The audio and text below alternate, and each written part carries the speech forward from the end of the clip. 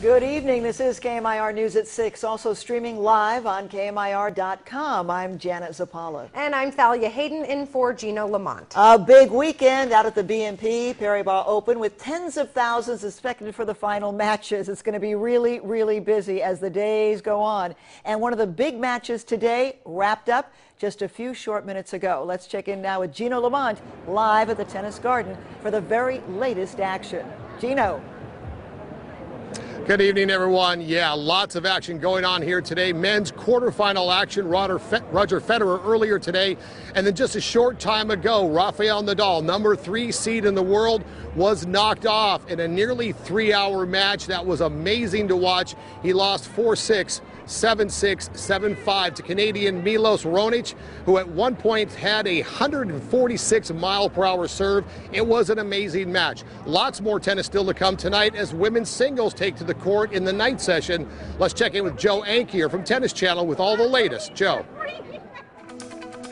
The 2015 edition of the 5th Major is getting down to the business end as Finals Sunday edges ever closer. Welcome back to another special BNP Paribas Open update for KMIR from Tennis Channel. I'm Joe Ankier. Former world number 1 Jelena Jankovic faces Sabine Lisicki for a place in the championship match tonight, with the Serb looking for her first title in 2 years.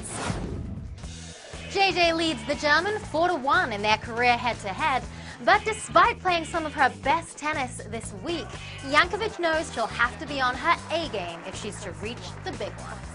It took me quite a while to kind of, get back in shape and overall, get my mindset right, because I was very afraid.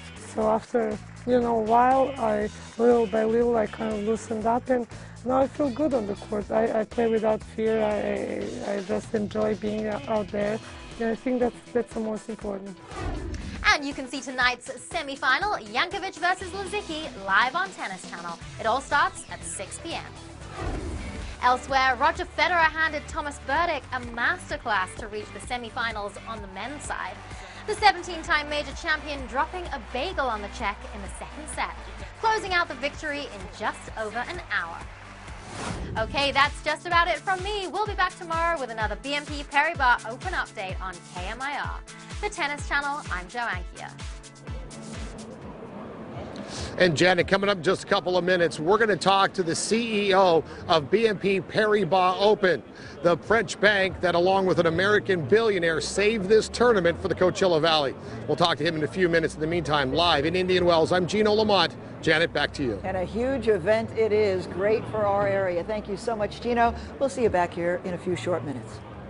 Good news for drivers here in the Valley. Gas prices are beginning to fall below the $3 mark again. Yay!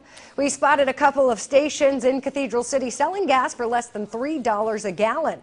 Gas prices across the Valley and the Inland Empire have been dropping for 2 straight weeks after skyrocketing the month before. Gas is currently averaging $3.31 a gallon in the area.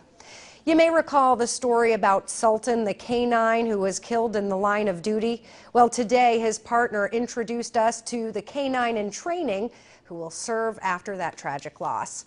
This is Kira, the 23-month-old female Dutch Shepherd. Deputy Mark Wallace and Kira have been training together for the past several weeks. Deputy Wallace says Kira is playful and friendly. The mayor of San Jacinto, the kennel who donated the canine, and of course Deputy Wallace spoke with KMIR News about this special dog.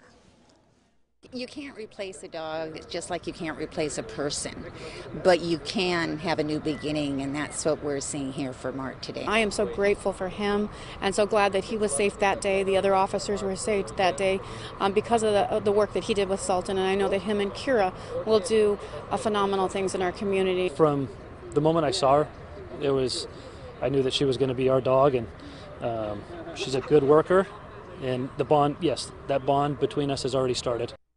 Great news. Deputy Wallace says Kira is a social butterfly, and they will be out patrolling after training.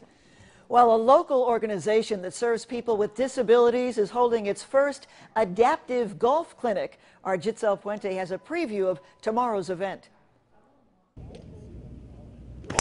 Golf is a sport you normally don't associate people with disabilities playing, but tomorrow a clinic is planning to change just that.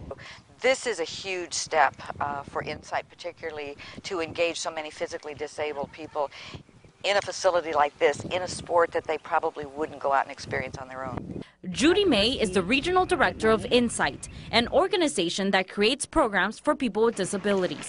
She's partnering with the First Tee of the Coachella Valley to host this one-day program. Hopefully give back a little bit, of course, but hopefully feel a little bit more understanding of what other people have and maybe what other people don't have. Participants will include players with spinal cord injuries and developmental disabilities. The instructor at the clinic is a professional golfer who's legally blind. This is a unique opportunity for participants to enjoy golf with other people who may share their same disabilities. The mastermind behind all this is a young golfer who was inspired to create an opportunity for people who perhaps never thought that playing golf would even be a possibility. I hope that they'll build great self-esteem skills and open up and grow. Jetzel Puente, KMIR News. And a few spots are still open if you would like to sign up. Just call Insight at the number below. That golf clinic begins tomorrow morning at 9 at the First Tee off of Sherrill Avenue. And it is free to participate. Also, lunch is included. And it is the first day of spring, though I would have thought that spring was started 2 months ago at least, right? Like It's always so great here. The good thing about the Coachella Valley is we sort of opt out of winter. What's with the basketball? So, all right, the basketball is going to play the part of the sun. Let me just do the weather stuff first, and then we will get to this. Go ahead. All right, tomorrow, 7 o'clock, 64 degrees, mid-80s at noon, and 5 p.m., around 89 degrees. But I want you to look in the left. The sunrise and sunset time are actually for today, first day of spring. Now, your third grade teacher told you that day and night should be equal on the first day of spring, right? Obviously, if sunrise is at 6:50 and sunset is at 6:58, that means we have 12 hours and 8 minutes of daylight, meaning 11 hours and 52 minutes of nighttime, meaning 16 more minutes of day than night. All right, so why is that? Now the basketball comes. The basketball is the sun, okay? When the first part, the top here of the sun comes over the horizon, that's when we call sunrise. And then it goes all the way across the sky. And then when that part of the sun goes below, that's not sunset, it's the other side. So the distance that the sun has to travel through the sky, you have to add one diameter of the sun to get the length of the day. That's 2 minutes right there. That would make the day 12 hours and 2 minutes. But there's also an optical illusion. Have you ever put a straw in a glass of water? Yes. And the straw looks like it's displaced.